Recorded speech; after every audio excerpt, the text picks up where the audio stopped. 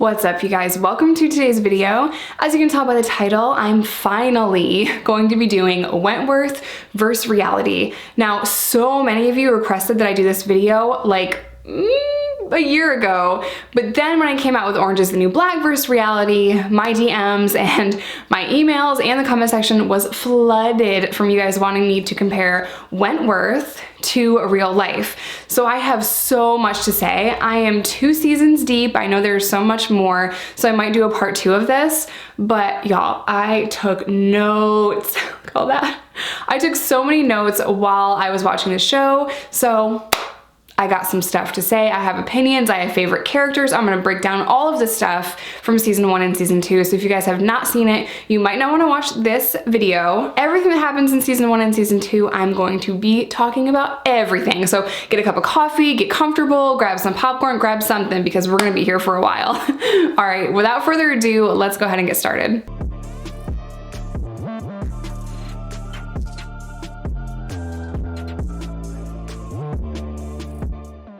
First of all, I went into Wentworth with the idea that I was going to be watching the show and comparing it to what prison is actually like. Now keep in mind, this is an Australian show and I am an American. So I'm like, you know, I bet the prison system is very different over there, and let's just see how realistic the show is. And I will do my absolute best as an American to watch this Australian prison show and see if it's actually like a real prison. So out the gate, there is this very dark tone to Wentworth. It is gory, it is violent, it is like crazy. So because I went into the show thinking, I'm gonna compare this to what my experience in prison was, at first I was like, what the hell? This is nothing like my prison experience. So as soon as I dropped that, expectation, as soon as I let go of the expectation that this was gonna be like a real prison, I enjoyed the show. So the first thing that I'm gonna say is Wentworth is just a really good show that happens to take place in a prison. I don't think it has anything to do with my prison experience or what I experienced in prison or what prison was like to me, but again, I'm American, this is an Australian show. So, you know, at the beginning of season 1, we really start to learn about these characters, and it took me 4 episodes to figure out if B's name is B as in boy or V as in velvet, because their accents are so strong to me. I'm like, is it B or V? Because sometimes I say it and it sounds to me like V. A lot of the slang was difficult for me to understand as well, and I had to watch the show at a really high volume, so I was really hearing the words that they were saying. Not all the time. It wasn't all the time that I couldn't understand them, but there was a lot of moments where I'm like, wait, what? Because the accents are just different, right? Beautiful accents, but different. Once I was watching the show and getting to know these characters in season 1, and once I let go of the expectation that this was gonna be like a prison that I was used to, I really enjoyed it. So in season 1, we meet all of the characters and we are starting to get to see the backstory of a few people. We meet B for the first time, and you know, my heart goes out to B. There's so many moments where I just feel so bad for her. This is a very dark show. So they showed B being beaten by her husband, and they show several scenes of that going on, and just the domestic abuse on its own is a very dark thing, and I was like, damn. So I didn't really blame her for almost killing her husband because of what she has endured for so long. So that is like out the gate, we see that, and I was like, wow, this show really is dark. So then she, you know, goes to prison, and this is something that I thought was just really strange too. Is it prison or is it jail? Because you have people there that weren't sentenced, like she wasn't sentenced for this crime at first, but she's in a facility with other people that are in prison and are sentenced. In America, jail and prison are 2 completely different things. People are in jail waiting to be sentenced. I mean, unless you're sentenced to time in jail. Yeah, so jail and prison, 2 different things. I do have a video on that on my channel. It's probably really old and embarrassing, so, you know, don't watch it. But jail and prison in America are 2 completely different things, 2 completely different vibes and environments and all of that. So at first I'm like, where is she? I don't understand. Is she in jail or is she in prison? So in Australia, from what I gathered just from the show, I don't have any friends in Australia. I know some of you guys are from Australia, but I don't personally know. From what I'm seeing, I think jail and prison are the same. you know, but I don't know. So that kind of threw me off. So we meet Frankie, and I'm just gonna let y'all know, I really like Frankie. I like her. I think she has a lot of struggles, and I'm glad that they show a lot of her struggles, but she is not one to mess with. And I like that. I like that about her. I like that she stands her ground. She does a lot of shady stuff that I don't necessarily agree with, but it's prison. It's prison. Either you're going to stand up for yourself or you're gonna be taken advantage of and walked all over. So Frankie has drugs coming into the prison, and she basically forces B to traffic for her. And that was just, you could immediately tell in the show that B was not used to doing this. She didn't know the person that came in to give her drugs. She looked very green. She looked very scared. It was very easy to manipulate her into doing that. As soon as we saw that scene in Visitation where B is trafficking for Frankie because she was kind of forced to, I could see right there that B is going to come out on top in later seasons. There's just something about her. You just can tell that, yeah, she looks super green right now, but there's a lot of stuff that is brewing. So I like B a lot. I also like Frankie, and my heart goes out to B. I mean, she's gone through a lot of really traumatic stuff. So Jack, I'm just gonna give you guys like a summary of the characters, and then we're gonna talk about other things. Jax arrives on scene, and when Jax arrives on scene, that's when we start to realize there's a power struggle here. Jax wants to run the prison, but Frankie wants to run the prison, and there is that dynamic there that it's like, dang, there's gonna be problems. And if you were just to look at a picture of Jax, you'd be like, oh, she's just like a sweet old lady. But she is the wife of a crime family, and she doesn't play games. You know, she's older, so she can't do a lot of like physical things, but that's what she has her crew for. And it's like, oh my God, this like power struggle. I always thought it was really funny when Jax called Frankie Francesca. Like, I'm not gonna call you by your nickname, your cutesy nickname Frankie. I'm gonna call you by your full name. It's kind of like a mother would do, but she was doing it in a way to kind of talk down to Frankie and let her know, like, you're a little girl. And Jax even says that to her multiple times, you know, that Frankie is just a scared little girl. And that statement, you can see, bothers her as we get deeper into these episodes, but she doesn't like when people say that shit to her at all. One of the situations in season 1 that was so shocking to me is that we have a 3-year-old girl in the prison with these women that I've never seen before. And I wish I could have had my daughter my first year in prison. In America, there are a couple of prisons that allow you to have your child with you up until the age of 1, and you'd be in a separate unit. This child is in a GP unit, general population, and there's just chaos going everywhere. So that is something that I'm like, why? Why do we have a 3-year-old in a GP unit when she could get hurt? So that to me was like, oh my God. Half of season 1, I'm like literally on the edge of my seat. You think Dom is her mother, but she's actually not. There's just so much going on in the show that there's no way I could break down every scene for you guys. So I'm just trying to like give you a summary. That little girl does leave very quickly, and I was actually really happy when Dom made a really tough decision to get the little girl out of there. She just didn't need to be in that environment, so I was very glad, like, this is a real show. I was very glad when the child was no longer there, because that was just a really dangerous environment. So it was surprising to me that that would be even allowed, especially in a GP unit, like I said. So moving on. Now, I want to touch on the violence of Wentworth. There is so much violence. There is so much gore. There are so many fights and issues and drug smuggling and all kinds of things. But we're not only seeing what it's like in the prison, but we're seeing a lot of stuff on the outside and all of these things with the guards. That's why as soon as I let go of my idea that this was going to be like a real prison show, like, I enjoyed it so much. So one thing that I thought was really interesting was that B was kind of accidentally put in situations where she had to make really tough decisions. Jax was planning on ganging Frankie, and this is a very violent, very terrible thing where women are turned out in prison. And what that means is if someone has it out for you, or if you run up a debt, or if there's some kind of conflict, then that woman will be essentially raped. And Jax was talking about using a screwdriver on Frankie, and that is a very terrible, very rare thing that happens in female prisons. So when I started to hear them talking about that, I was like, what? That has to not happen, right? And of course, B stood up to Jax and was not going to allow her to do that to Frankie. She ended up letting Frankie know what was going on, and she got back at Jax. Now, I don't like Jax. I was so excited when Frankie kind of, you know, got back at Jax and ended up hurting Jax.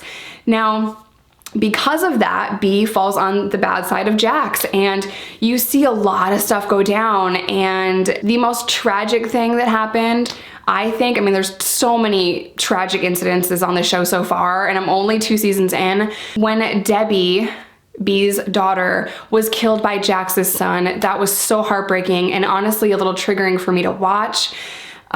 They show the needles and the shooting up, so I have a really hard time seeing that. It's why I can't watch shows like Intervention. It's why that just is not, that's not good for my mental health and my sobriety to see that. So that was a really difficult scene for me to watch because it kind of just triggered me to remember my own overdose. Thankfully, I am still here. I was revived with Narcan. In the show, Debbie does pass away, and that was so hard to watch. You see B go through every stage of mourning and grief, and that is painful to watch, especially as a mother. I just felt so bad for her, and it's very rare that a show makes me almost cry, but I was like on the edge of my seat wanting to cry for B, and these are fictional characters, but it's just so emotional, and it's so raw, and it's so gory, and it's so dark. So this is like a wild show. And from the first few episodes, I knew that B was going to just stand up somehow and just be kind of like the leader, and I could see that in her because after someone that has survived something that is gruesome as domestic violence, she has that strength and that fierceness in her to fight back, and I knew that she was going to find her way. So she gets Jax back, and I was shocked that she did it so quickly and that they just got rid of that character so fast. I was like, damn, we really don't care about main characters on this show. Anyone can get got, anyone can go, and that is like, to me, that is what makes a good show, is when writers and producers of shows don't care if a main character gets axed right away because it makes the storyline better and you're just like on the edge of your freaking seat. So when Jax is going down after B stabs her in the neck with a pen, she's smiling and you see how evil she really is. You know, even though she's dying, she is smiling, and I was just like, oh my God, this is so intense. So I kind of want to talk about the officers now. Man, the first thing that I'm going to say is you get the feeling on this show that most of the officers, not Fletch, most of the officers genuinely care about the women that are in prison. They want to see them do well. They want to help them. And the first governor gets killed, and then there's Erica, and she leaves, and then this like hardcore, like trunchbull, like woman comes in, and even though she's like hardcore, and you can't mess with her, you still kind of, so far, I don't know if that's gonna change, but so far you get the feeling that she genuinely does care about the safety of these women. But another part of me thinks that she just really wants to look good to the board, and she wants to run it like she's a no-nonsense broad. She is not gonna let shit fly. She is in there and she's gonna catch drugs, and she's going to do whatever she has to do to make the prison safe, but I also kind of think that she has her reputation that she cares a lot about, and her reputation for being a no-nonsense, tough governor is at the forefront of her mind first, and I feel like she will do anything necessary to prove herself and to prove that her reputation is one that is true and she can turn around Wentworth. So I'm basically really enjoying the show. I just thought it was so, I thought it was so interesting that the prison is so different from my experience, even down to their t-shirts. These t-shirts on Wentworth are crispy white. They are crispy white, you guys, like bleached white. Now in prison in America, after you wash your shirt a few times, they start to turn this really faded brown yellow color, and you have to keep repurchasing shirts if you want a crispy shirt. And that is because they are washed in the same dirty, nasty fluids with everyone else in prison and whatever. So you see these women in crispy, and I've said it 5 times, crispy white t-shirts. You also see women not wearing shoes in the shower or even walking from the shower to their cell. Disgusting, disgusting. No shower shoes? Are you crazy? You're gonna get some kind of fungus in America. You're gonna get some kind of something on your foot if you don't wear something in the shower shoe. In the shower shoe. In the shower. Ugh. So when I saw B walking around without shower shoes in the shower and then back to her unit, I died inside. I was like, girl, please, please wear flip-flops. Like, did no one tell you? Another thing that I thought was just super unrealistic but cool to see was that the women had pool tables. They also had a gym with all kinds of weights and equipment. That was really cool. They could have coffee all day long, but the sugar was rationed. That stood out to me because a lot of you guys have said, can you drink coffee all day? Do they give it to you? That's really cool that the prison gives it to you. No, you have to pay for that. You have to pay for every single thing in prison in America. You don't get free coffee. We did get coffee in the morning for breakfast, but it is like really watered down, like breakfast coffee, I guess is what it's called. It's not strong, you know, it's not good. So if you're drinking coffee all day long in jail or in prison, you've paid for it. So I was like, oh, the coffee, but the sugar is rationed. Okay, all right, we can do this. Or that there's couches, and it is just not like prison at all. In the first season where the first governor, Meg, was killed by Frankie, bitch. It was an accident, but if an officer passes away in an American prison or gets killed by an inmate, the whole facility is locked down for the rest of ever. I mean, you're not getting out. Officers will also retaliate and beat up inmates, and it is just a gruesome thing if an officer is killed. No one should die in prison.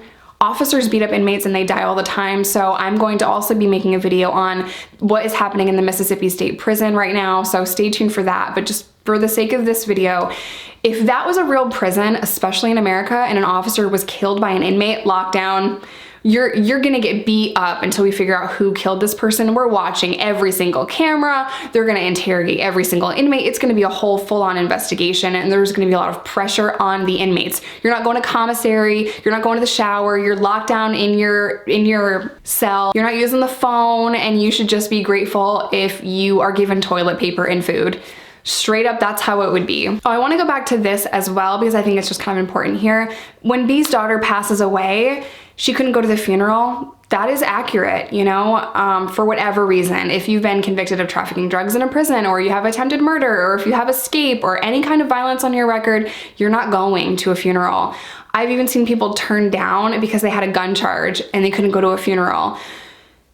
So yeah, that was realistic. You know, you also get your hopes up for a lot of things. So I saw B getting her hopes up that she could go to Debbie's funeral. Absolutely heartbreaking, and that was just a really tough thing that she had to go through. So I know there was so much that I didn't mention, but this is absolutely an incredible show and I love it. As far as how realistic it is, to me, 0, because women aren't as violent in my personal experience in the prisons I have been to. They're not as violent as what these shows are depicting, especially Wentworth. Wentworth is a very dark, very, very gory show. Also, with just the way that the inmates are treated, in so many cases, they're immediately taken to medical. That doesn't happen either. A lot of times, if you were beat up by an officer or something bad happens, the officers won't report it. They'll put you in seg until your wounds heal and then take you to medical 2 weeks later. That happens in American prisons all the time. Inmates feel helpless. They can't write grievances against the officers because they'll just tear them up. They can't press charges if they're beat up by an officer. Inmates in American prisons feel very helpless. There's really no other word to say. So yeah, on the reality scale, 0. I'm putting that at a 0. But I really don't care that it's not realistic. I don't care at all. It's just a really good show that happens to take place in and out of a prison. So don't go into it with the expectation that it is going to be very realistic. Go into it with the expectation that it's just a really good, very on the edge of your seat, very dark, very gory show. Totally like it. I am going to watch every single season, and I will eventually make a part 2 of this video because I'm a huge Wentworth fan. It is so much better than Orange is the New Black. Like, I am so into it. But then again, I'm only 2 seasons in, so I don't know. I don't know if I'm gonna like every single season, but so far, I'm a Wentworth fan. I'm gonna end today's video here. I really hope you guys enjoyed this video, and make sure to let me know if you guys want part 2, and I will love to make that for you because I'm watching every single season of this show. I love you guys. Stay safe, stay sober, do not break the law, and I will see you guys in my next one.